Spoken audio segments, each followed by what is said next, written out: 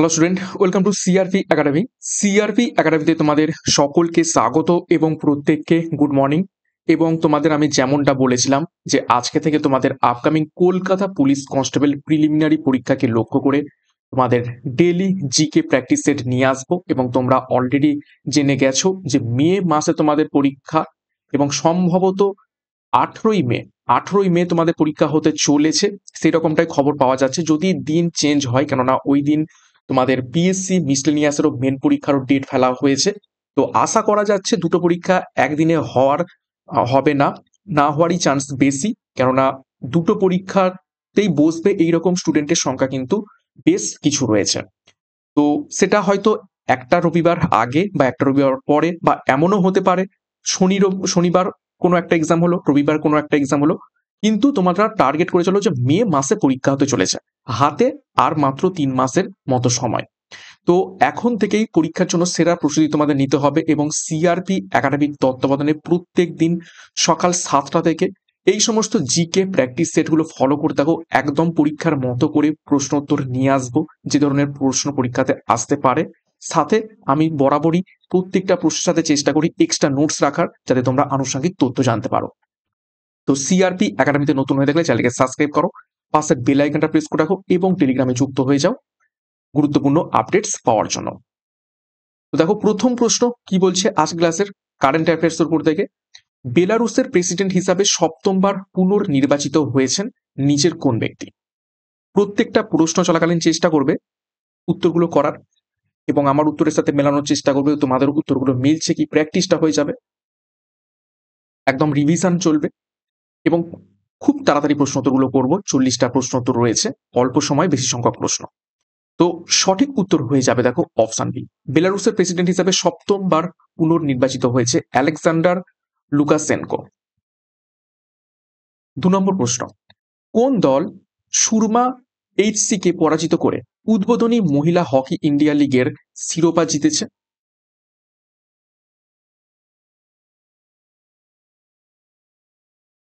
সঠিক উত্তর হবে অপশন সি, ওড়িশা ওয়ারিয়ার্স।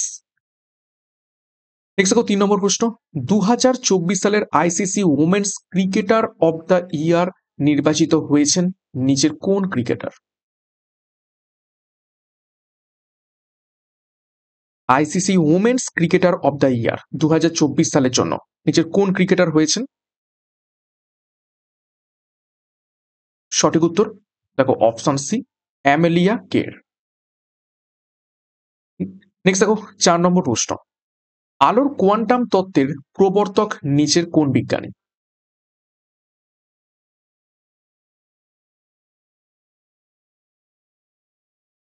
তো আলোর কোয়ান্টাম তত্ত্বের প্রবর্তক হয়ে যাবে 4জন বিজ্ঞানীর মধ্যে থেকে অপশন এ, ম্যাক্স প্ল্যাঙ্ক। দেখো কিছু গুরুত্বপূর্ণ বৈজ্ঞানিক সূত্র দেখব, এবং তাদের যারা প্রবক্তা বা আবিষ্কর্তা একটু দেখে নেব। মহাকর্ষের সূত্রের আবিষ্কর্তা স্যার আইজাক নিউটন। শক্তির নিত্যতা সূত্রের প্রবক্তা জুল প্রেস বার্ট। আলোর প্রতিসরণের সূত্রের প্রবক্তা স্নেল। কাস্কেট তত্ত্ব দিয়েছেন ডাব্লিউ হেইটলার এবং হোমি জাহাঙ্গীর ভাবা। তাপীয় আয়ন তত্ত্ব দিয়েছেন মেঘনাদ সাহা, এবং পদার্থের স্থিতিস্থাপকতার সূত্র দিয়েছেন হুক। নেক্সট একটি গুরুত্বপূর্ণ ঘোষণা তোমাদের জন্য, আপকামিং কনস্টেবল পরীক্ষাকে লক্ষ্য করে পুলিশ যোদ্ধা ব্যাচ লঞ্চ করা হয়েছে, যেখানে ডাব্লিউবিপি, কেপি এবং আবগারি কনস্টেবলের সম্পূর্ণ প্রিলি এবং মেন্সের তোমরা প্রস্তুতি পাবে, সম্পূর্ণ বিষয় এবং অধ্যায়ভিত্তিক ডেসক্রিপটিভ প্যাটার্নের থিওরি, তার উপর বেস করে প্রশ্ন উত্তর, সাথে মক টেস্ট, এবং তোমরা পিডিএফ স্টাডি মেটেরিয়াল পাবে। সাথে প্র্যাকটিস সেটের জন্য 80টা প্র্যাকটিস সেট সহ একটি ব্যাচ কোর্স, যেখানে 3500 প্রশ্ন উত্তর সম্পূর্ণ বিষয় ভিত্তিক তোমরা প্রশ্ন উত্তর পেয়ে যাবে, এবং বিগত 10 বছরের প্রশ্ন এখান থেকে পেয়ে যাবে। এছাড়া তোমরা সাব ইন্সপেক্টর পরীক্ষার জন্য, আপকামিং এসআই পরীক্ষার জন্য ডবল স্টার খাকি ব্যাচ, এবং রেলওয়ের upcoming NTPC rail group D RPF পরীক্ষার জন্য তোমাদের rail Bharat Vande Bharat express batch launch করা হয়েছে। তো সমস্ত পরীক্ষাকে লক্ষ্য করে আমাদের ব্যাচ কোর্স রয়েছে। তো যার যেটি প্রয়োজন রয়েছে যুক্ত হয়ে যাও, 9647553612 নাম্বারে যোগাযোগ করে বিস্তারিত ডিসক্রিপশন বক্সে পেয়ে যাবে। পরীক্ষার সেরা প্রস্তুতি, সঠিক গাইডেন্স এবং স্টাডি মেটেরিয়াল মাধ্যমে নেওয়ার জন্য এখনই আমাদের সাথে যুক্ত হয়ে যাও। নেক্সট দেখো 5 নম্বর প্রশ্ন, নংক্রেম কোন রাজ্যের প্রচলিত নৃত্য?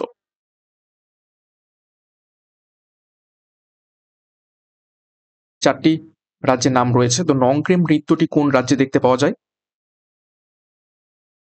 সঠিক উত্তর হবে অপশন বি, মেঘালয়।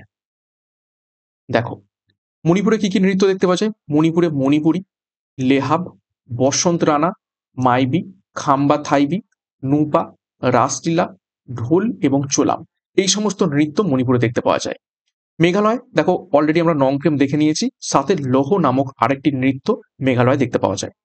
মিজোরামে কি কি নৃত্য দেখতে পাওয়া যায়? দেখো, চেরাও, খুয়াল্লাম, সারলাম কাই, এই ধরনের নৃত্য মিজোরামে দেখতে পাওয়া যায়। মহারাষ্ট্রে কি কি নৃত্য দেখতে পাওয়া যায়? দেখো, লাবণী, তামাশা, দাহিকালা, এই প্রথম তিনটে খুবই খুবই ইম্পর্টেন্ট, পরীক্ষাতে এসেছে ঘুরিয়ে ফিরিয়ে। এছাড়া ধানগাড়ি, গাজা, দিন্দি নৃত্যগুলো দেখতে পাওয়া যায় মহারাষ্ট্রে।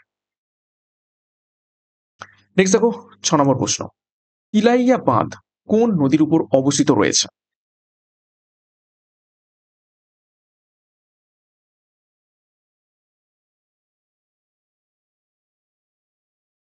চারটি নদী রয়েছে, তো তিলাইয়া বাঁধ কোন নদীর উপর অবস্থিত? সঠিক উত্তর হয়ে যাবে অপশন সি, বরাকর নদীর উপর অবস্থিত রয়েছে তিলাইয়া বাঁধ। দেখো, বাকি যে তিনটে নদী রয়েছে সেই তিনটে নদীর উপর কি কি বাঁধ রয়েছে একটু দেখে নি। দেখো, উড়ি বাঁধ অবস্থিত রয়েছে জম্মু কাশ্মীরের ঝিলাম নদীর উপর। দেখো, তিলাইয়া বাঁধ অবস্থিত রয়েছে বরাকর নদীর উপর দেখলাম। এছাড়াও মাইথন বাঁধ যেটা ঝাড়খণ্ডে অবস্থিত রয়েছে সেটাও কিন্তু বরাকর নদীর উপর অবস্থিত রয়েছে। পাঞ্চেত বাঁধ অবস্থিত রয়েছে ঝাড়খণ্ডে দামোদর নদীর উপর। এবং তেহেরি বাঁধ উত্তরাখণ্ডে অবস্থিত রয়েছে ভাগীরথী নদীর উপর। তেহেরি বাঁধ সম্পর্কে গুরুত্বপূর্ণ তথ্য, এটি হচ্ছে ভারতের উচ্চতম বাঁধ। ঠিক আছে, ঘুরিয়ে আসতে পারে, highest straight gravity dam. Next দেখো, 7 নম্বর প্রশ্ন, কম্পিউটার সায়েন্সের জনক কাকে বলা হয়ে থাকে?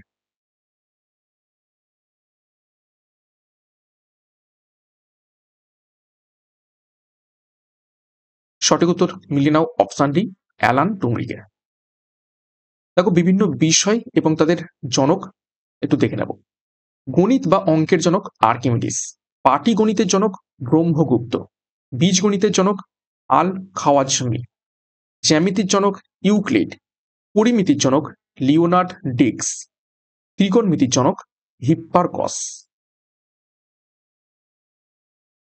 8 নম্বর প্রশ্ন দেখো, কত সালে ইন্ডিয়ান ইউনিভার্সিটি অ্যাক্ট চালু হয়? বিশ্ববিদ্যালয় আইন।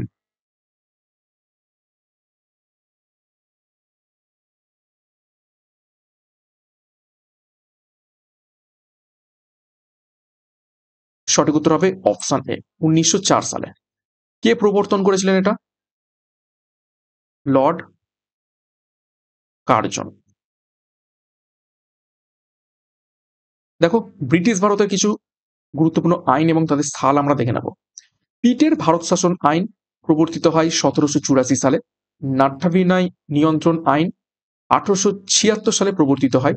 ভার্নাকুলার প্রেস অ্যাক্ট 1878 সালে প্রবর্তিত হয়। ভারতীয় অরণ্য আইন আসে 1878 সালে। মরলে মিন্টো সংস্কার আইন আসে 1909 সালে। এবং রাওলাট অ্যাক্ট, বিখ্যাত অ্যাক্ট, 1919 সালে আসে। নেক্সট দেখো, 9 নম্বর প্রশ্ন, সকলোত্তর পথনাথ এই উপাধিটা পান নিচের কোন রাজা বা কোন ব্যক্তি?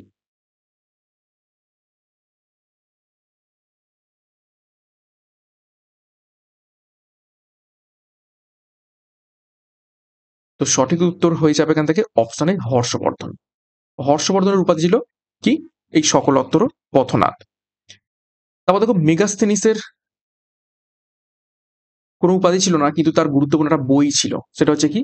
তার লেখা বই, পরীক্ষা এসে থাকে, সেটা হচ্ছে ইন্ডিকা। কনিষ্কের উপাধি ছিল একটি গুরুত্বপূর্ণ, সেটা হচ্ছে কি? দ্বিতীয় অশোক। ওকে, নেক্সট দেখো, বিভিন্ন গুরুত্বপূর্ণ ঐতিহাসিক রাজার নাম দেখবো এবং তাদের উপাধি দেখে নেব। অজাতশত্রুর উপাধি ছিল কুনিক, বিম্বিসারের উপাধি ছিল শ্রেণিক, মহাপদ্মনন্দের উপাধি ছিল অগ্রসেন, ধননন্দের উপাধি ছিল অগ্রমিজ। তারপর দেখো, চন্দ্রগুপ্ত মৌর্যের উপাধি ছিল স্যাক্রোকটাস এবং অ্যাক্রোকটাস। বিন্দুসারের উপাধি ছিল অমিত্রা ঘাত এবং অশোকের উপাধি ছিল প্রিয়দর্শী। মহাপদ্মনন্দের আর একটা উপাধি ছিল, সেটা হচ্ছে কি একরাট। এবং স্পেলিংটা একটু ভালো করে লিখি, একরাট। সাথে আর কি দ্বিতীয় পরশুরাম। এই তিনখানা উপাধি ছিল মহাপদ্মনন্দের। গুরুত্বপূর্ণ। 10 নম্বর প্রশ্ন দেখো, জিয়াউদ্দিন বরনী কার সভাকবি ছিলেন?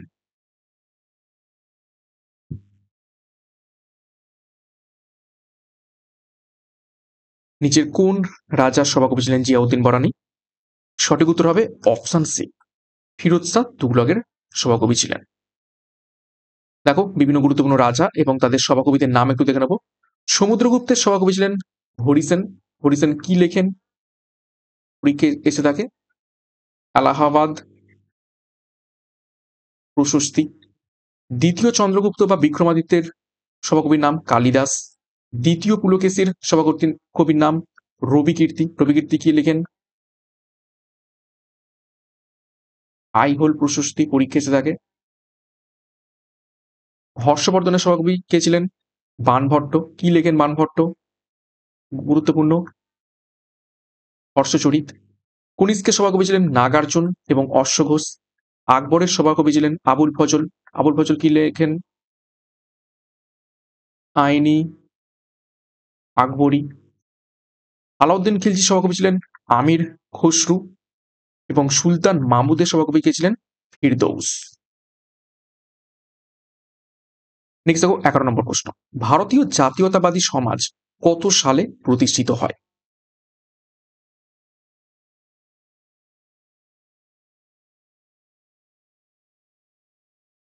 সঠিক উত্তর অপশন সি, 1883 সালে ভারতীয় জাতীয়তাবাদী সমাজ প্রতিষ্ঠিত হয়েছিল। তো দেখো কে প্রতিষ্ঠা করেছিলেন সেইটাও প্রশ্নটা রেখেছি, ভারতীয় জাতীয়তাবাদী সমাজ কে প্রতিষ্ঠা করেন?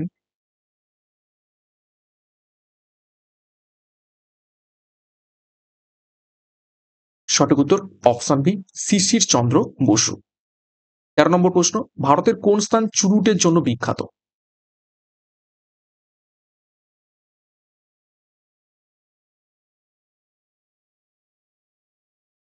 সঠিক উত্তর হবে অপশন বি, ডিন্ডিগুল। ডিন্ডিগুল শহরটি চুরুটের জন্য বিখ্যাত এবং নেপানগড় এটা পরীক্ষায় বেশ কয়েকবার এসেছে। এবং এটা কিসের জন্য বিখ্যাত? কাগজ প্রিন্টিং। কাগজ প্রিন্টিং শিল্প। দেখো বিভিন্ন গুরুত্বপূর্ণ শহরের নাম এবং বিখ্যাত শিল্প সম্পর্কে দেখে নেব। ভিলাই শহরটি ইস্পাত শিল্পের জন্য বিখ্যাত। মথুরা শহরটি তৈল পরিশোধক কারখানার জন্য বিখ্যাত। বাটানগর জুতোর জন্য বিখ্যাত। জয়পুর মৃৎপাত্র এবং সূচিকর্মের জন্য বিখ্যাত। আগ্রা মার্বেল পাথর, খেলার পুতুল এবং চর্ম শিল্পের জন্য বিখ্যাত। দুর্গাপুর ইস্পাত শিল্পের জন্য বিখ্যাত। গুন্টুর তুলা এবং তামাকের জন্য বিখ্যাত। 14 নম্বর প্রশ্ন, নিম্নলিখিতদের মধ্যে কে ফরাসিদের সাথে যুক্ত ছিলেন?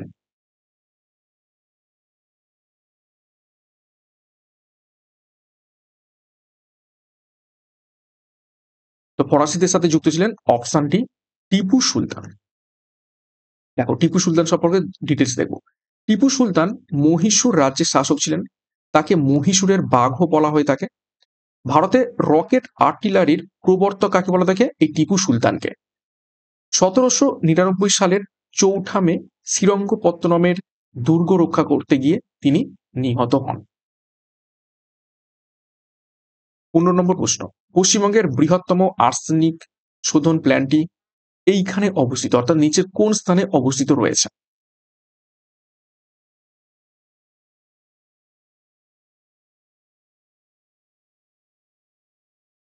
সঠিক উত্তর অপশন ডি, ফারাক্কাতে অবস্থিত রয়েছে। দেখো পশ্চিমবঙ্গ সম্পর্কে একটু ডিটেলস দেখবো।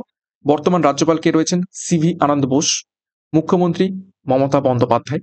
স্তন্যপায়ী প্রাণী পশ্চিমবঙ্গের দেখো মৎস্য শিকারী বিড়াল বা মেছো বিড়াল। পাখি কি রয়েছে পশ্চিমবঙ্গের? সাদা বুকযুক্ত মাছরাঙা। ফুল কি রয়েছে? রাতের জুঁই ফুল। এবং গাছ কি রয়েছে? রাজ্য গাছ, সেটা হচ্ছে ছাতিম গাছ।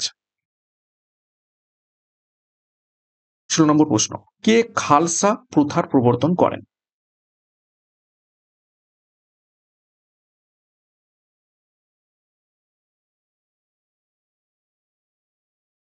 সঠিক উত্তর হবে অপশন সি, গুরু গোবিন্দ সিং তিনি খালসা প্রথার প্রবর্তন করেছিলেন।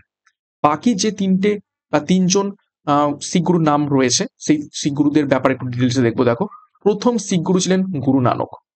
তার জীবনকাল দেখো, 15 এপ্রিল 1469 সালে তার জন্ম এবং সেপ্টেম্বর 22, 1539 সালে তেনার মৃত্যু হয়। তিনি হলেন শিখ ধর্মের প্রতিষ্ঠাতা। গুরু নানককে কি বলা হয়ে থাকে? শিখ ধর্মের প্রতিষ্ঠাতা বলা হয়ে থাকে। তারপর দেখো, ষষ্ঠ শিখ গুরু ছিলেন গুরু হরগোবিন্দ। সাতচা বাদশাহ উপাধি গ্রহণ করেছিলেন তিনি। তিনি অকাত তখ্ত এই সংগঠনটা গঠন করেছিলেন। তারপরে দেখো, নবম শিখ গুরু ছিলেন গুরু তেগ বাহাদুর। ইসলাম ধর্ম গ্রহণ না করায় ঔরঙ্গজেব তাকে শিরোচ্ছেদ করে হত্যা করেছিলেন। তারপর দেখো, দশম শিখ গুরু, একদম শেষ শিখ গুরু ছিলেন গোবিন্দ সিং। তিনি অমৃত পন্থল এই পদ্ধতির প্রচলন করেছিলেন এবং 1699 সালে তিনি এই খালসা বাহিনী বা বলতে পারো খালসা প্রবর্তন করেছিলেন, গঠন করে শিখদের সামরিক জাতিতে পরিণত তিনি করেছিলেন। তো খুবই খুবই গুরুত্বপূর্ণ তথ্য দেখলাম। নেক্সট দেখো 17 নম্বর প্রশ্ন, আপিক্য আন্দোলনের নেতৃত্ব দেন নিচের কোন ব্যক্তি?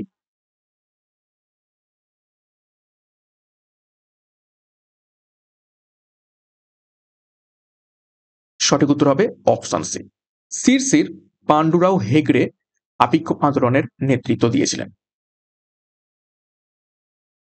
দেখো, আপিক্য আন্দোলন সম্পর্কে ডিটেলস দেখবো। আপিক্য আন্দোলন হয়েছিল 1983 সালে। কোথায়? উত্তর কান্নাড়া, শিমোগো জেলা, কর্ণাটকে। নেতৃত্ব দিয়েছিলেন পান্ডুরাং হেগড়ে। এবং কিসের জন্য এই আন্দোলন হয়েছিল? প্রাকৃতিক জঙ্গল রক্ষার উদ্দেশ্যেই এই আন্দোলন সংগঠিত হয়েছিল। 18 নম্বর প্রশ্ন দেখো, শব্দের বেগ সবচেয়ে বেশি হয় নিচের কোন মাধ্যমে? একদম ইজি প্রশ্ন এটা। সঠিক উত্তর অপশানে কঠিন মাধ্যমে। দেখো, বিভিন্ন মাধ্যমে শব্দের বেগ আমরা দেখে নেব। বাতাস মাধ্যমটাই তোমরা সব থেকে মনে রাখবে। দেখো, বাতাসে শব্দ তরঙ্গের বেগ হচ্ছে 330 মিটার পার সেকেন্ড। অনেক সময় এটা 332 মিটার পার সেকেন্ডও বলা হয় থাকে। অ্যাকচুয়ালি 332টাই কিন্তু ঠিক। ইস্পাতের শব্দ তরঙ্গের বেগ 5,920 মিটার পার সেকেন্ড। ইস্পাত কি? কঠিন। দেখো, কঠিনের শব্দ তরঙ্গের বেগ দেখো 5,920 মিটার পার সেকেন্ড। শূন্য মাধ্যমে শব্দ তরঙ্গের বেগ কি? বিগ জিরো, শূন্য। এবং জলে শব্দ তরঙ্গের বেগ দেখো 1480 মিটার পার সেকেন্ড। তো দেখো, কঠিন মাধ্যমে শব্দের বেগ সব থেকে বেশি। 19 নম্বর প্রশ্ন, লোহিত রক্তকণিকার আয়ুষ্কাল কতদিন?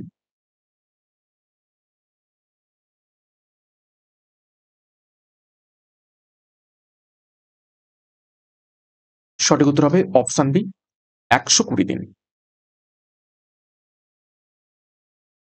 নেক্সট দেখো 20 নম্বর প্রশ্ন, I do what I do এই বইটির লেখক নিচের কোন ব্যক্তি?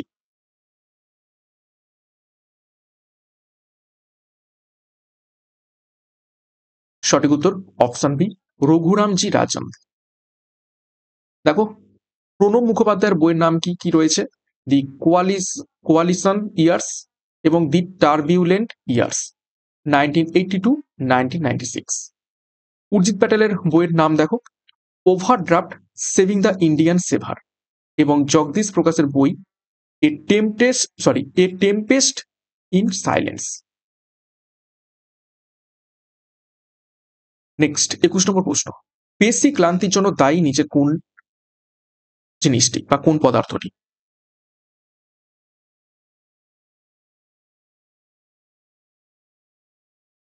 সঠিক উত্তর হবে অপশন সি, ল্যাকটিক অ্যাসিড।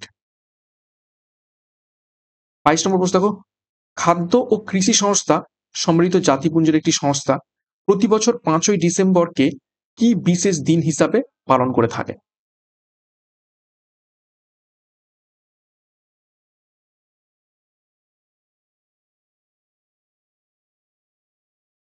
সঠিক উত্তর হবে অপশন এ, বিশ্ব ভূমি দিবস হিসাবে পালন করে থাকে।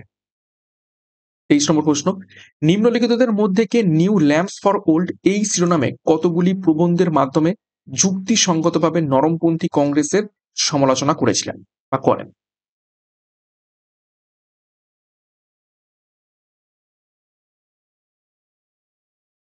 সঠিক উত্তর হবে অপশন এ, অরবিন্দ ঘোষ। 24 নম্বর প্রশ্ন, ইসলামিক রাষ্ট্রসহ বিদেশি রাষ্ট্রগুলির উপর হ্যাকিং আক্রমণ প্রতিরোধের জন্য সর্বপ্রথম সামরিক সাইবার বিভাজন গড়ে তুলেছিল নিচের কোন দেশ?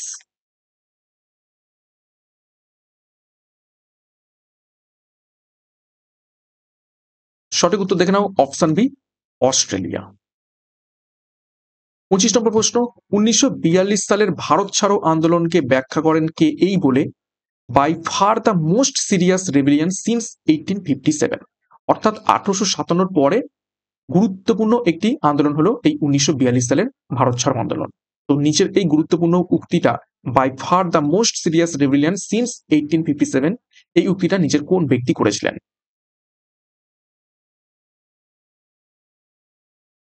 সঠিক উত্তর অপশনে ভাইসরয় লর্ড লিললিথগো করেছিলেন। 26 নম্বর প্রশ্ন, মুর্শিদাবাদ জেলাকে দুই ভাগে ভাগ করেছে নিচের কোন নদীটি?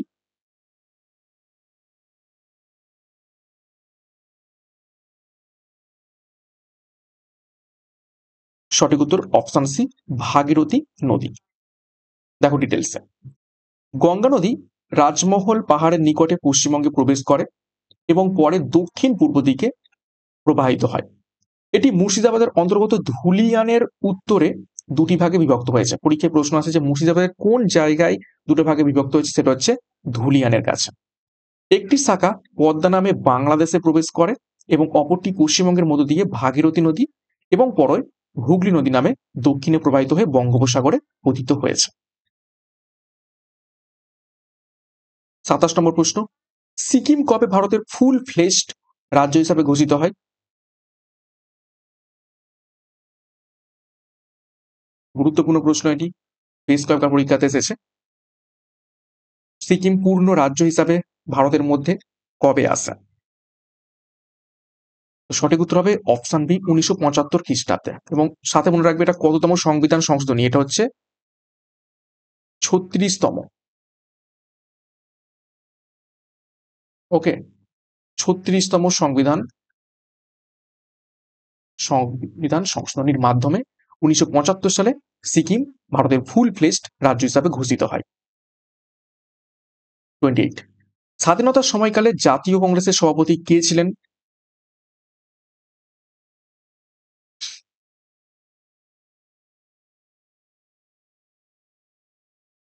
সঠিক উত্তর option B, J B Kripalani ছিলেন স্বাধীনতার সময় জাতীয় কংগ্রেসের সভাপতি। দেখো, ভারতীয় জাতীয় কংগ্রেস 1885 সালের ডিসেম্বর মাসে বোম্বেতে প্রতিষ্ঠিত হয়েছিল। এ ও হিউম ছিলেন ভারতীয় জাতীয় কংগ্রেসের প্রতিষ্ঠাতা। 1885 সালে উমেশচন্দ্র বন্দ্যোপাধ্যায় আইএনসির প্রথম সভাপতি ছিলেন। বদিরুদ্দিন তয়াবজি 1887 সালে আইএনসির প্রথম মুসলিম সভাপতি এবং আইএনসির তৃতীয় সামগ্রিক সভাপতি ছিলেন। এবং অ্যানি বেসান্ত আইএনসির প্রথম মহিলা সভাপতি ছিলেন। কত সালে হয়েছিলেন? 1917 সালে। সাথে মনে রাখবে সরোজিনী নাইডু। সরোজিনী নাইডু প্রথম ভারতীয় মহিলা সভাপতি। কত সালে? 1925 সালে। ওকে, নেক্সট দেখো 29 নম্বর প্রশ্ন, মানুষের দুধ দাঁতের সংখ্যা কত?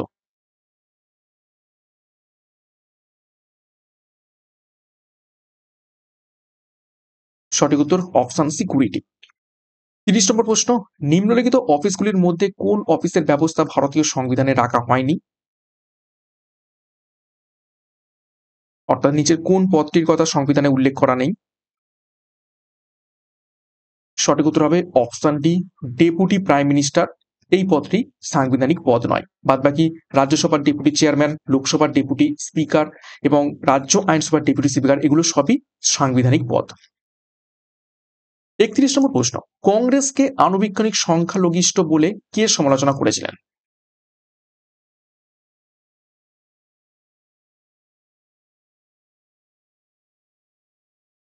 সঠিক উত্তর হবে অপশন বি, লর্ড ডাফরিন। এবং এই লর্ড ডাফরিনের সময়তেই 1885 সালে কংগ্রেস প্রতিষ্ঠিত হয়েছিল।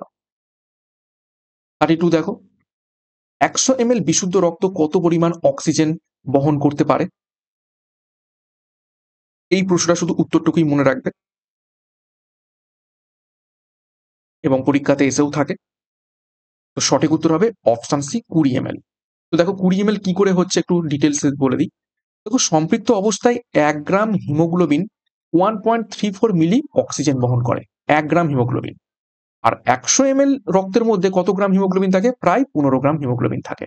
তাহলে সুতরাং 100 ml বিশুদ্ধ রক্ত কত পরিমাণ অক্সিজেন মানে পরিবহন করবে? তাহলে 15 ইন্টু 1.34, তো সেটা প্রায় 20 মিলি চলে আসে। নেক্সট দেখো 33 নম্বর প্রশ্ন। দেখো অম্বার্সম্যান প্রতিষ্ঠানের সূত্রপাত হয় নিচের কোন দেশে?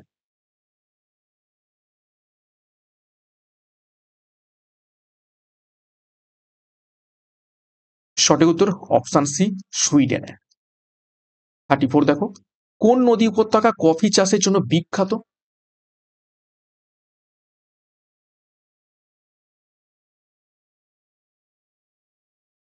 সঠিক উত্তর অপশন ডি কাবেরী নদী। কফি উৎপাদনে ভারতের প্রথম স্থান কোন রাজ্য? প্রথম রাজ্য সেটা হবে কর্ণাটক। আর যদি বলে বিশ্বে কোন দেশ, এটা হবে ব্রাজিল। 35 ব্রেন ফিভার সৃষ্টিকারী জীবাণু নিচের কোনটি?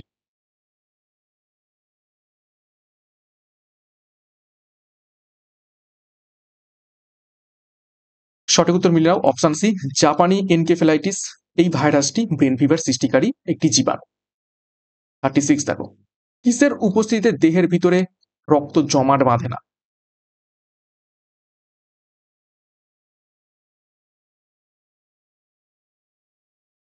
তো সঠিক উত্তর হবে অপশন এ হেপারিন। হেপারিনের উপস্থিতিতে শরীরের ভিতরে রক্ত জমাট বাঁধে না।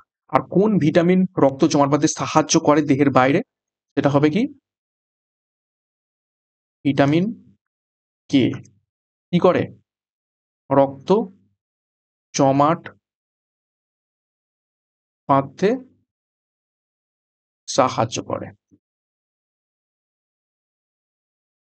37 দেখো শ্রেণী বিন্যাসের জনক কাকে বলা হয় থাকে?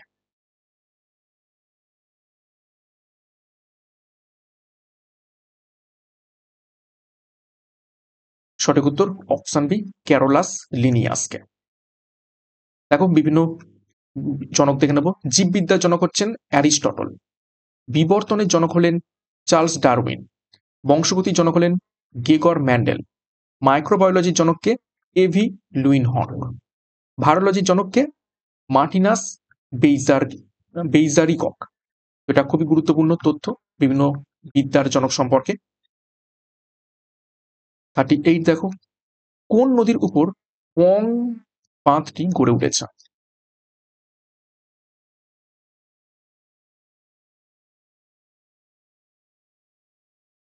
তো সঠিক উত্তর হবে অপশন সি বিপাশা। ইংরেজিতে কি নদী এটা? বিয়াস রিভার। দেখো গুরুত্বপূর্ণ কিছু বাঁধ এবং কোন নদীর উপর অবস্থিত দেখে নিই। দেখো হীরাকুদ বাঁধ উড়িষ্যাতে অবস্থিত রয়েছে মুহা নদীর উপর। হীরাকুদ বাঁধ এটা কি হচ্ছে ভারতের দীর্ঘতম। তেহরি বাঁধ এটা হচ্ছে কি ভারতের উচ্চতম বাঁধ, উত্তরাখণ্ডে অবস্থিত ভাগীরথী নদীর উপর। ভাকরা নাঙ্গাল বাঁধ এটা হচ্ছে বৃহত্তম। ঠিক আছে, পাঞ্জাবে অবস্থিত শতরুদ্র নদীর উপর। নাগার্জুন সাগর বাঁধ অন্ধ্রপ্রদেশে অবস্থিত কৃষ্ণা নদীর উপর। সর্দার সরোবর বাঁধ গুজরাটে অবস্থিত নর্মদা নদীর উপর।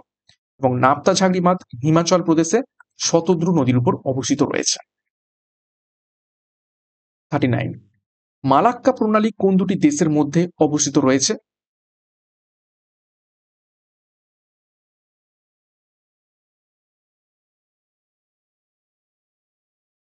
সঠিক উত্তর অপশন ডি সুমাত্রা এবং মালয়েশিয়ার মধ্যে। 40 নম্বর প্রশ্ন এবং আজকের ক্লাসের শেষ প্রশ্ন। দেখো বিশ্ব পর্যটন দিবস কবে পালিত হয়? আচ্ছা এরপর দুখানা তোমাদের হোমওয়ার্ক রয়েছে, সেই হোমওয়ার্কের প্রশ্নগুলো দেখবে এবং তার সঠিক উত্তরগুলো কি হবে তোমরা মেন কমেন্ট বক্সে কমেন্ট করবে। তো বিশ্ব পর্যটন দিবস পালিত হয়ে থাকে অপশন সি 27 সেপ্টেম্বর। তো এই ছিল গুরুত্বপূর্ণ 40টা প্রশ্ন উত্তর। কার কত স্কোর হয়েছে কমেন্ট বক্সে কমেন্ট করবে, এবং আজকের ক্লাসে যে দুটো হোমওয়ার্ক রয়েছে একটু দেখে নাও। যুদ্ধক্ষেত্রে রুমি কৌশল ব্যবহার করেছিলেন নিচের কোন রাজা? তোমাদের এইচডব্লিউ থাকলো, কমেন্ট বক্সে কমেন্ট করবে। দ্বিতীয় প্রশ্ন দেখে নাও, কলকাতায় হিন্দু কলেজ প্রতিষ্ঠিত হয় নিচের কোন সালে? এটারও সঠিক উত্তর কি হবে? মেন কমেন্ট বক্সে তোমরা প্রত্যেকে কমেন্ট করে জানাবে। তো প্রশ্নপত্র কেমন ছিল সেই ব্যাপারে তোমরা মন্তব্য করবে, 40-এর মধ্যে কার কত স্কোর হয়েছে সেটাও তোমরা কমেন্ট করবে, এবং প্রত্যেক দিন সকাল 7টা থেকে ক্লাসগুলো ফলো করে থাকো।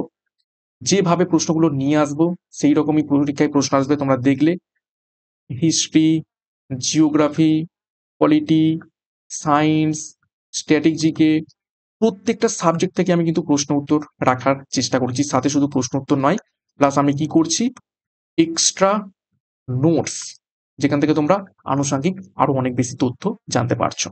তো এইভাবে যদি প্রত্যেকদিন আমরা প্র্যাকটিস করতে থাকি, আশা করছি পরীক্ষা আস্তে আস্তে আমরা অনেক প্রশ্ন প্র্যাকটিস করে ফেলবো এবং পরীক্ষার জন্য প্রস্তুত হয়ে যাব। ওকে, তো ক্লাসটা কেমন লেগেছে অবশ্যই লাইক এবং কমেন্ট করবে, এবং আমাদের যে 4খানা গুরুত্বপূর্ণ ব্যাচ কোর্স রয়েছে, যার যেটি প্রয়োজন রয়েছে সেই অনুযায়ী এখনই যুক্ত হয়ে যাও, যোগাযোগ করে 9647553612 নাম্বারে, বিস্তারিত ডিসক্রিপশন বক্সে পেয়ে যাবে। তো সিআরপি একাডেমিতে নতুন হয়ে থাকলে চ্যানেলকে এখনই সাবস্ক্রাইব করো, পাশের বেল আইকনটা প্রেস করে রাখো এবং টেলিগ্রামে যুক্ত হয়ে যাও। তো আজকের মতো ক্লাসটা এখানে শেষ করছি। প্রত্যেককে all the best. Thank you, by.